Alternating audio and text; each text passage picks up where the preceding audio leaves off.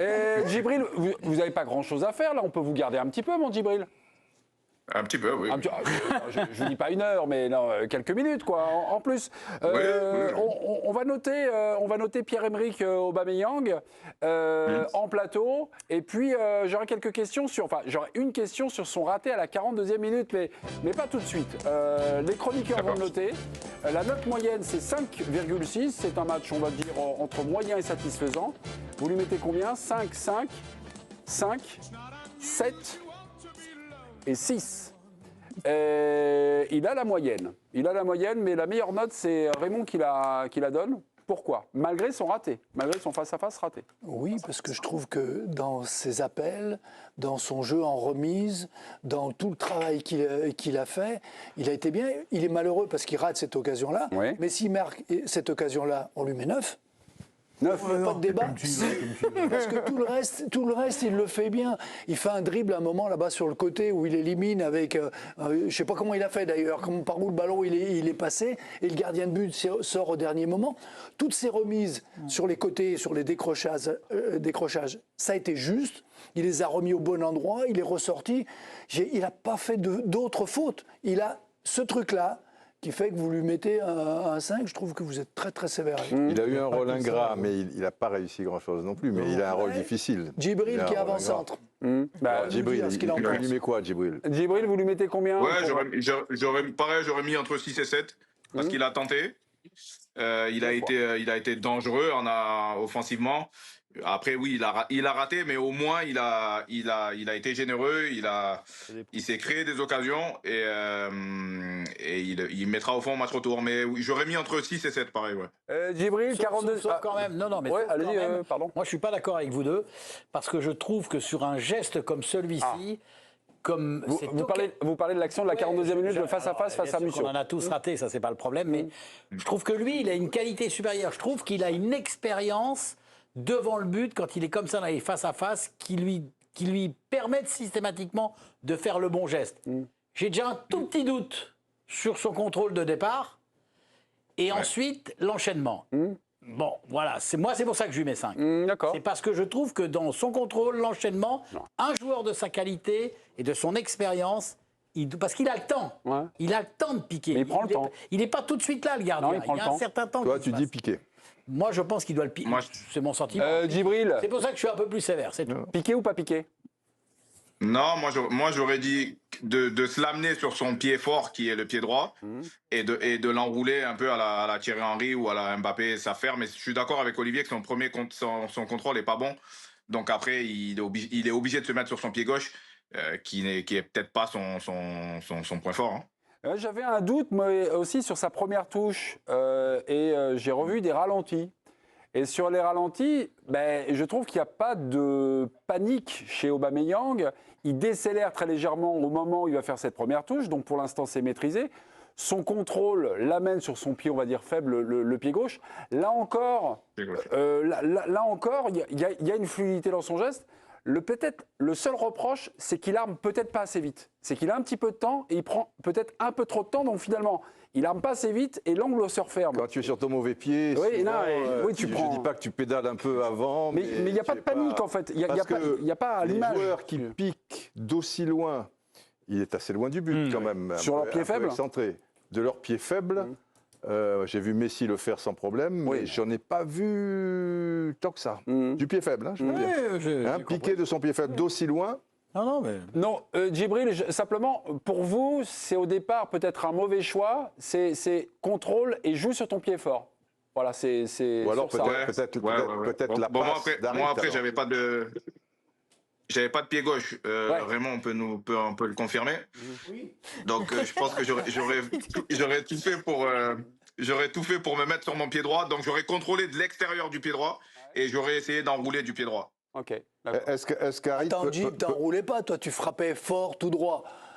Oui, ou du pied droit. Mais en tout cas, du pied droit. Pointu du pied droit. Est-ce que la passe d'Harit... En tout cas, tout du pied droit. Est-ce que la passe d'Harit, qui est bonne parce qu'elle est en profondeur et on comprend qu'il va le faire, est-ce qu'il n'a pas un peu suffisamment d'angle pour la mettre peut-être un peu plus... un peu moins excentrée, quoi, qui fait qu'il va prendre de l'extérieur du pied droit. Il faudrait le revoir. Ouais, on ne peut pas le revoir. Ouais, bah non. Ouais, je suis Non, d'accord, moi, on je peut crois pas- vraiment que c'est on peut pas son premier contrôle qui l'amène À faire le pied au gauche. mauvais endroit. Ouais. Il ne le fait pas. Parce que quand on est sur le mauvais pied, il vaut mieux avoir le ballon un peu plus loin pour pouvoir armer. Et là, il est trop près dans les pieds, ce qui fait que quand il frappe, il est obligé de croiser.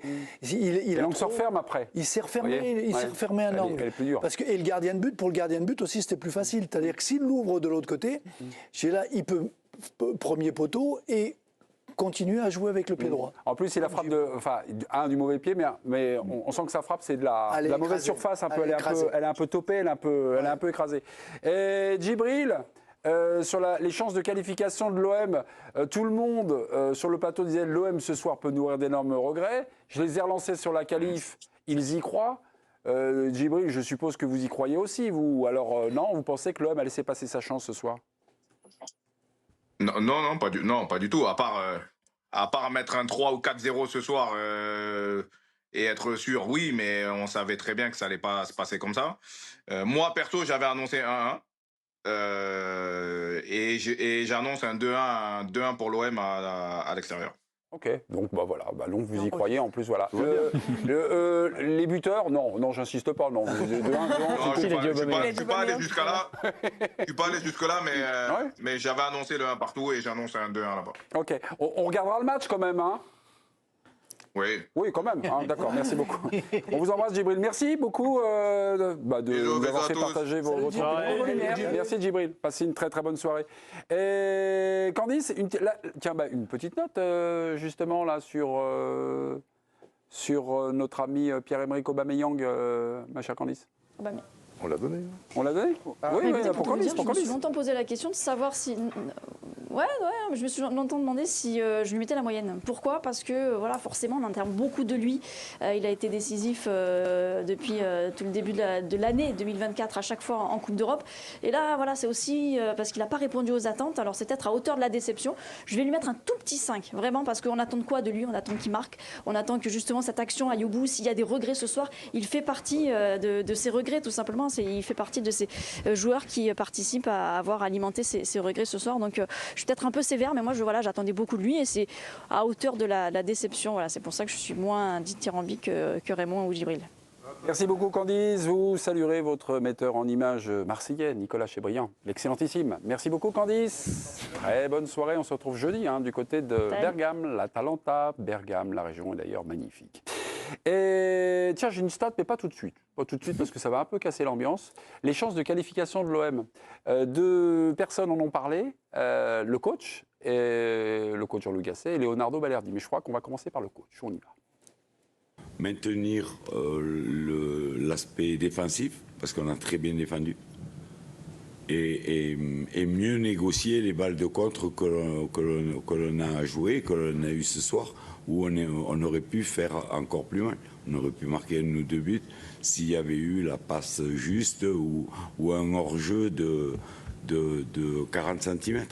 C'est tous ces petits détails qui font qu'il faudra faire le match parfait là-bas pour se qualifier, mais ça vaut le coup. Tu es confiant pour la qualification après ce match? Oui, 100%. 100%. Qu'est-ce qui te donne confiance après ce match-là? Tout. L'envie qu'on a eu, et l'attitude qu'on a montrée, et aussi je pense qu'aujourd'hui on était supérieur. Donc on va essayer de faire ça là-bas. Là, ils y croient. La stat qui va peut-être refroidir tout le monde, c'est 20% des clubs français se sont qualifiés pour la finale, 20% après avoir fait match nul lors du match. Allez, que 20%. C'est sûr qu'on Marseille l'a fait déjà. Marseille l'avait fait 2 fois. Contre Newcastle, je me souviens. Ouais, en 2004 et contre Bologne en 99. Oui. Donc Marseille, jamais 203. C'est ça, concerne 2 combien fois sur les d'équipes? 5 quand même, donc c'est pas mal. ça concerne un certain nombre d'équipes. Un certain nombre. Ouais, non, mais Les stades sont valables à partir d'un certain 5 nombre. sur 25. Alors 5 sur 25. Voilà. 30 matchs. C'est écrit là. 5 sur 25. 5 sur 25, c'est une belle tendance, Raymond. matchs. Oui, c'est pas mal. Parfois, il y a des stats en bois, mais celle-là, sur 5. c'est de la bonne stat, là. Une bonne petite, d'accord. Merci beaucoup. Et suite de cette Ligue Europa avec l'autre demi-finale, le Bayer Leverkusen continue d'être invincible sur sa saison.